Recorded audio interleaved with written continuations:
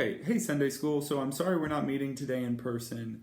I actually have a baptism of a student. I'm not doing the baptism, but she is getting baptized at another church, and so I'm going to their service to see her get baptized. And so I unfortunately won't be able to make it for our Sunday School. So I figured we would just do some, just a quick reflection idea here on the Facebook page to give you something to think about since we will miss class. So I guess you'll have to do your highs and lows with your parents. Make sure you do that. I think that would be good for the family to discuss.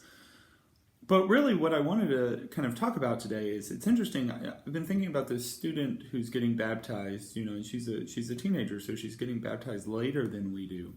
But it's interesting because I'm getting ready to go to this service, and I'm pretty excited because it's really cool because it's like a whole church service.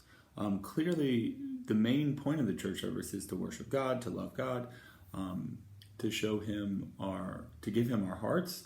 But it's also kind of cool because this church service is kind of dedicated to her. It's all about her. We're going there to celebrate her faith and kind of this new transition into a life of grace with Christ. And it got me thinking about how, it's cool how, we go to Mass all the time, but there's only a handful of Masses in our life that are kind of like where we are kind of the focus. Now, I have to be careful with my words here because clearly Jesus is always the focus of the Mass, but there are a few Masses where you kind of like, the Mass is happening because of something for you, like giving you this grace. So, if you think about it, like our baptism, right? Like a lot of us get baptized in kind of like a private liturgical service.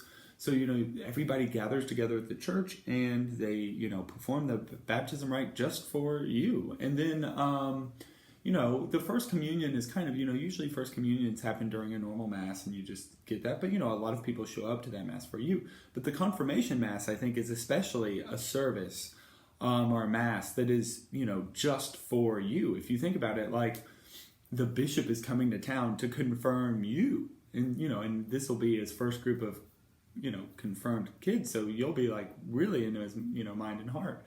So he's coming to town just to confirm you. Family members will be coming to town just to see you get confirmed. Like it's a Mass that not only is it pointing towards Jesus, but it's kind of with you in that primary point pointing to Jesus. So it's kind of a very special moment. And really, I think what's also special about confirmation in that way is you won't have a Mass like this again.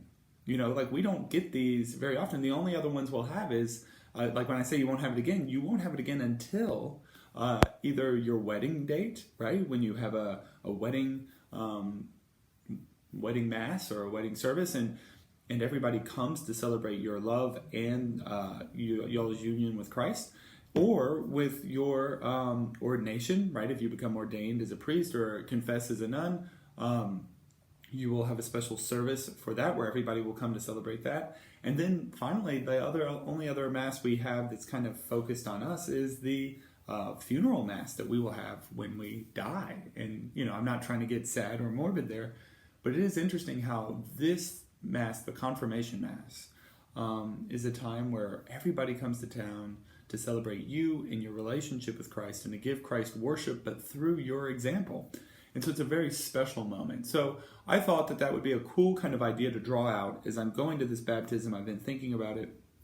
I think it could be special for you to kind of just realize, like, not only is this a big step in your life, not only is it a big step in your faith, but it's also kind of a big moment where you see that St. Joseph's Catholic Church belongs to you, right? They're throwing a party for you. They're throwing a Mass for you. The Catholic Church belongs to you in the sense that the bishop himself is coming to give you this gift.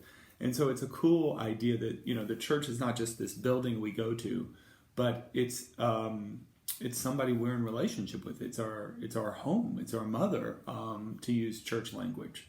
And so I thought that'd be a cool idea to reflect on, and also maybe a cool idea to kind of ask your parents what it was like either when they got confirmed and kind of had that experience of a Mass just for them, or maybe what it was like when they got married and they had what was planning that like, or what was it like to have a Mass or a service where you were kind of up front near the altar, you were near the cross, you were there as the priest celebrates.